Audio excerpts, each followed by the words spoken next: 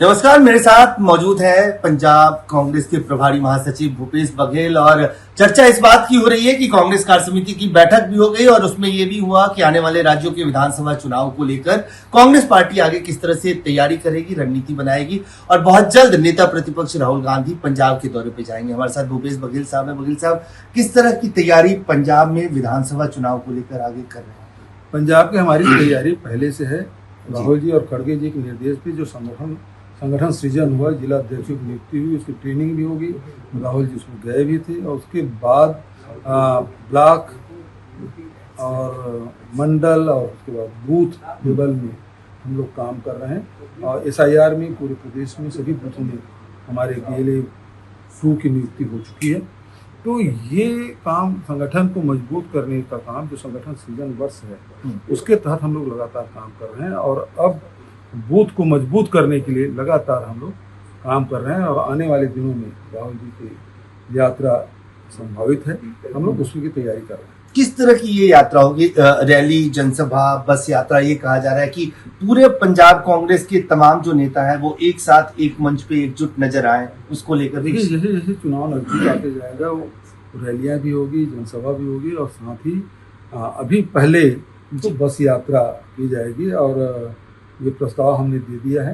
अब राहुल जी के ऑफिस से जैसे स्वीकृति मिलती है हम लोग तुरंत जुड़ जाएंगे। क्या ये बस यात्रा दरबार साहब में मत्था टेकने के बाद राहुल जी वहां से शुरू करेंगे? निश्चित रूप से हम लोग कोशिश तो यही है। एक सवाल बघेल साहब, क्योंकि सब ये जानना भी चाहते हैं और बार बार ये सवाल मैं ही आपसे कई बार पूछ चुका हूं कि बीच बीच में चर्चा होती है कि पंजाब कांग्रेस के कुछ नेता जो नाराज हैं, संभवतः उनको दिल्ली में केंद्रीय नेतृत्व आप लोग बुलाएंगे, बातचीत करेंगे, या फिर ये मान के चला जाए कि जो संगठनात्मक बदलाव होने थे वो हो गए और अब सिर्फ चुनाव की तैयारी होगी, कोई बदलाव या फेरबदल नहीं होगा? देखिए, जो हमारे पंजाब की स्टेट लीडरशिप यदि आके या वहाँ के जो MP हैं, MLA हैं या और नेता यदि आके दिल्ली में हमारे बड़े नेताओं से मिलते हैं तो केवल शिकायत करने नहीं आते जी, है ना। और भी बहुत सारे काम हैं, बहुत सारी बातें हैं, वो सब करते हैं। लेकिन इसमें अब संगठन में बल्कि अब विस्तार ही होना है, बदलाव नहीं होगा। तो किसी भी तरह के परिवर्तन से आप इनकार कर रहे हैं और इसमें जो और नए आयाम या नए चीज जोड़े जाएंगे, जितनी कमेटी है उसका विस्तार होगा और कमेटियां भी बनेगी और कमेटी जो बने हैं उसका विस्तार भी होगा। एक चलते चलते जो कि ये विवाद बहुत ज्यादा हो रहा है, वंदे मातरम विवाद, गृह मंत्री सामने आए हैं, उन्होंने कहा है कि कांग्रेस पार्टी विभाजन कर रही है। क्या ये माना जाए कि 1937 में जिस वंदे मातरम को कांग्रेस पार्टी ने और देश ने अडॉप्ट किया था, जिसको गांधी, नेहरू, पटेल, मौलाना सबने स्वीकार किया था, वो वंदे मातरम देश के विभाजन का एक चिन्ह है? देखिए, ये अमित शाह जी आज़ादी की बात पैदा होने वाले नेता है। आज़ादी की लड़ाई में उसकी कोई भूमिका है नहीं, न उनके पूर्वजों की कोई भूमिका है, न उनके पूर्वज कभी वंदे मातरम गीत गाकर और तिरंगे झंडे लेकर कभी सजा नहीं पाई है, उस दर्द को जानते नहीं। और इसलिए अमित शाह जी महात्मा गांधी का अपमान करने से पीछे नहीं हटते, वो अपमानित करने से चूकते नहीं। तो ये अपने राजनीतिक हितों के लिए समाज को कितना नुकसान होगा, देश को कितना नुकसान होगा, इसे कोई लेना देना नहीं है। ये अपने लाभ के लिए किसी स्तर पे जा सकते हैं। धन्यवाद। साफ तौर से भूपेश बघेल साहब ने पंजाब के संदर्भ में ये कहा कि किसी भी तरह का कोई परिवर्तन चुनाव से पहले अब नहीं होगा। संगठन के स्तर पर जो विस्तार या जो नए आयाम जोड़ने हैं वो नए आयाम जोड़े जाएंगे। अजय झा, दैनिक सवेरा। नमस्कार, मेरे साथ मौजूद है पंजाब कांग्रेस के प्रभारी महासचिव भूपेश बघेल। और चर्चा इस बात की हो रही है कि कांग्रेस कार्य समिति की बैठक भी हो गई और उसमें यह भी हुआ कि आने वाले राज्यों के विधानसभा चुनाव को लेकर कांग्रेस पार्टी आगे किस तरह से तैयारी करेगी, रणनीति बनाएगी। और बहुत जल्द नेता प्रतिपक्ष राहुल गांधी पंजाब के दौरे पर जाएंगे। हमारे साथ भूपेश बघेल साहब है। बघेल साहब, किस तरह की तैयारी पंजाब में विधानसभा चुनाव को लेकर आगे कर रहे हैं? पंजाब की हमारी तैयारी पहले से है। राहुल जी और खड़गे जी के निर्देश पे जो संगठन सृजन हुआ, जिला अध्यक्षों की नियुक्ति हुई, उसकी ट्रेनिंग भी होगी।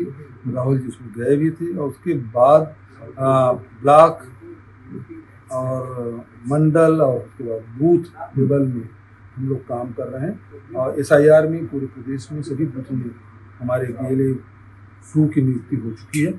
तो ये काम संगठन को मजबूत करने का काम जो संगठन सृजन वर्ष है उसके तहत हम लोग लगातार काम कर रहे हैं और अब बूथ को मजबूत करने के लिए लगातार हम लोग काम कर रहे हैं और आने वाले दिनों में राहुल जी की यात्रा संभावित है, हम लोग उसकी तैयारी कर रहे हैं। किस तरह की ये यात्रा होगी? रैली, जनसभा, बस यात्रा? ये कहा जा रहा है कि पूरे पंजाब कांग्रेस के तमाम जो नेता है वो एक साथ एक मंच पे एकजुट नजर आए, उसको लेकर। देखिए जैसे जैसे चुनाव नजदीक आते जाएगा वो रैलियां भी होगी, जनसभा भी होगी और साथ ही अभी पहले तो बस यात्रा की जाएगी और ये प्रस्ताव हमने दे दिया है। अब राहुल जी के ऑफिस से जैसे स्वीकृति मिलती है हम लोग तुरंत जुड़ जाएंगे। क्या ये बस यात्रा दरबार साहब में मत्था टेकने के बाद राहुल जी वहां से शुरू करेंगे? निश्चित रूप से हम लोग कोशिश तो यही है। एक सवाल बघेल साहब, क्योंकि सब ये जानना भी चाहते हैं और बार बार ये सवाल मैं ही आपसे कई बार पूछ चुका हूं कि बीच बीच में चर्चा होती है कि पंजाब कांग्रेस के कुछ नेता जो नाराज हैं, संभवतः